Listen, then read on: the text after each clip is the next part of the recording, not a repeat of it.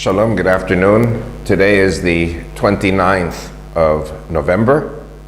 It's a Friday. Tomorrow is Shabbat, 30th of November, the last day of November, and of course Sunday is the 1st of December. And this is our second taping today.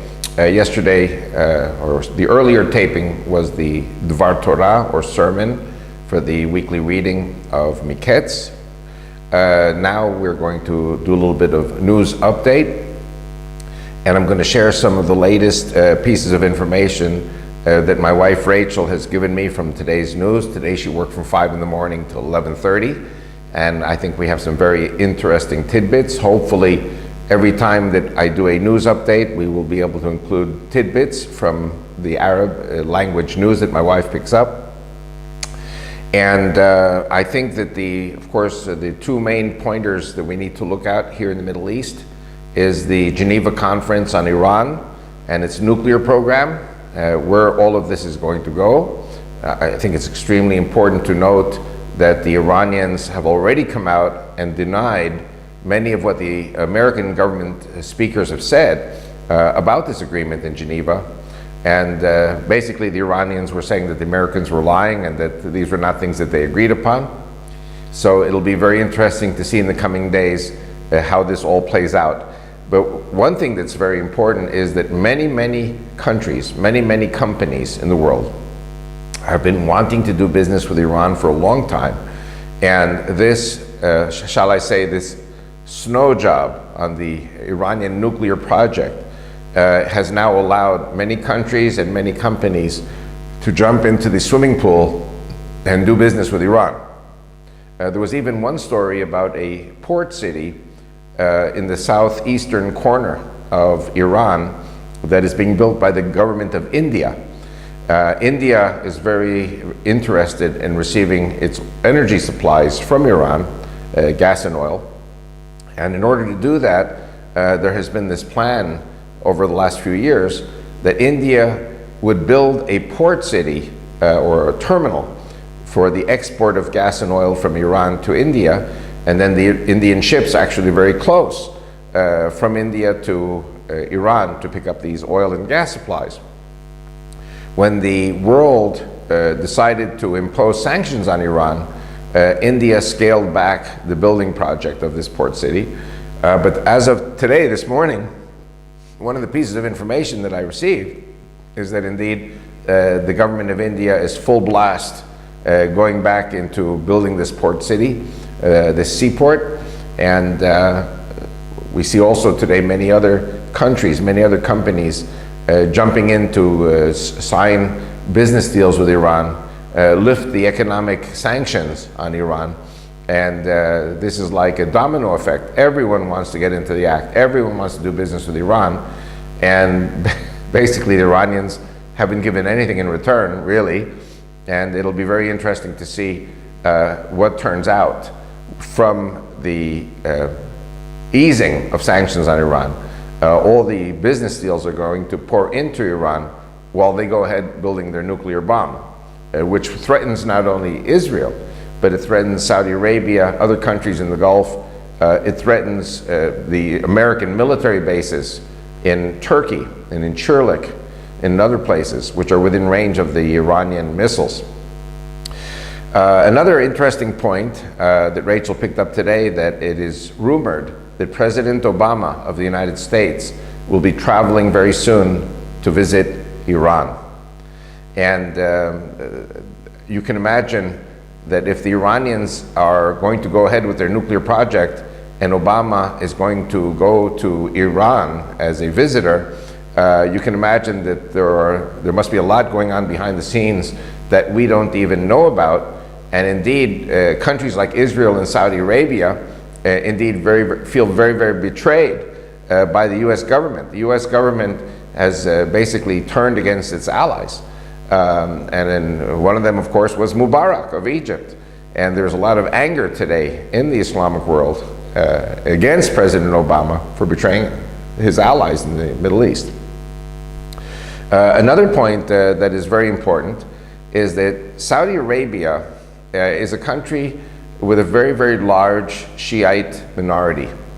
And it is the Sunnis who rule Saudi Arabia.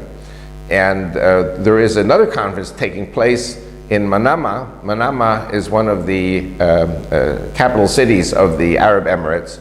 And the Arab Emirate governments are now discussing, as a result of everyone else coming close to Iran, the rapprochement with Iran, now these Gulf states are deciding to get closer to Iran, which means that there is tremendous pressure to give more rights to the Shiites in countries that are ruled by Sunnis. And one of the plans of the Shiite Islam is to overthrow the Sunni regime of Saudi Arabia and replace it with a Shiite regime. And so there is great fear today in Saudi Arabia that this agreement of Geneva with Iran will also play into the hands of the Shiites. It will cause the Sunni-led monarchies in the Persian Gulf to become intimidated by Iran, intimidated by the Shiites, and basically to buckle under to their demands. And this will provide a direct threat to the Sunni hegemony over Saudi Arabia. The Saudis are very scared of all of this. They're very, very much not at peace. Another point, before we even speak about Israel, is that the civil war in Syria continues unabated. And there are reports until now, today, I picked up that over 600 Hezbollah soldiers have died in Syria fighting Al-Qaeda and the Free Syrian Army. The Iranians have lost hundreds of their soldiers too. So it's nobody really knows the numbers.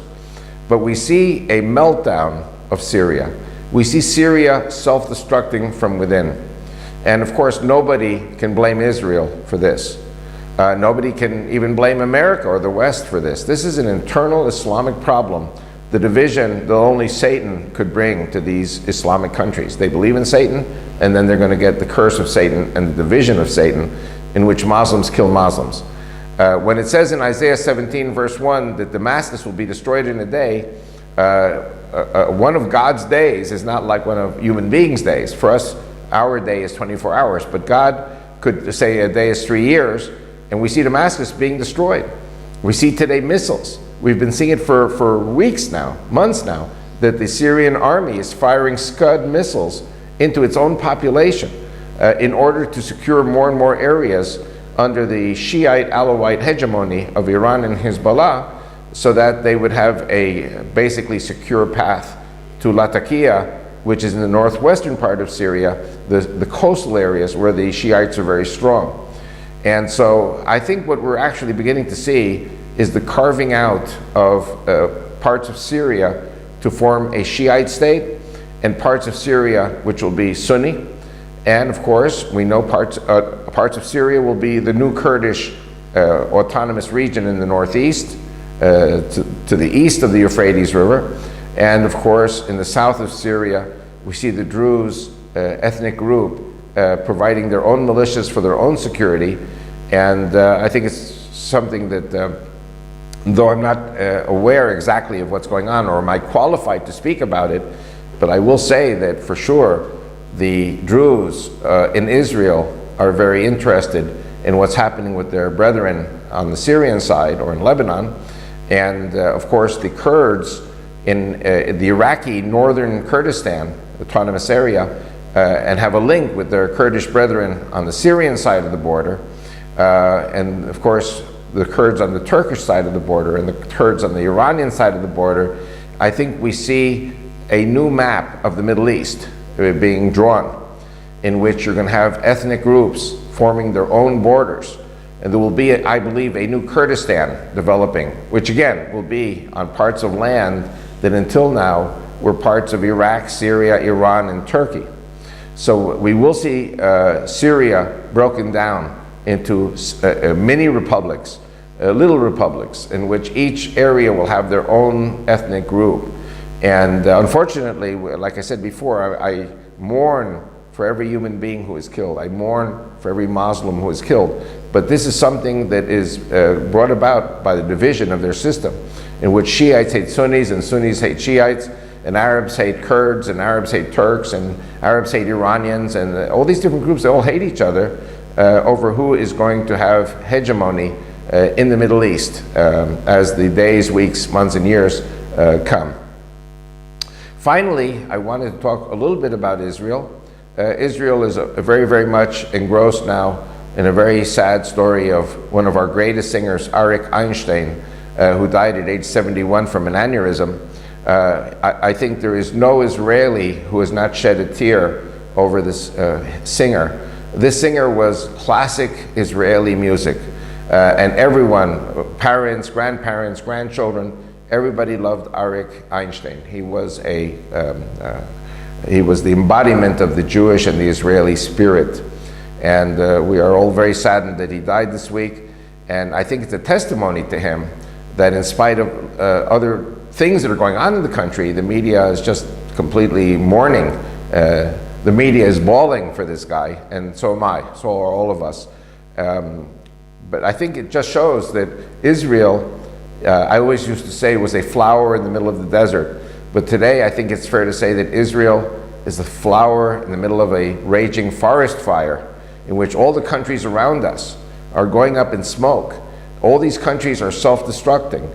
And we see it today, I don't know, because it's developing now as I speak, but the Egyptian military passed a law that there will be absolutely no demonstrations in Egypt. And so we don't even know what's going to happen in Egypt. We know Libya, they're still fighting. We know all these countries, Yemen, they're all still fighting. And it's brother against brother, neighbor against neighbor, city against city, which we saw prophesied in Isaiah 19, verses 1 and 2. So stay tuned for the next update, hopefully very soon. And Shabbat Shalom.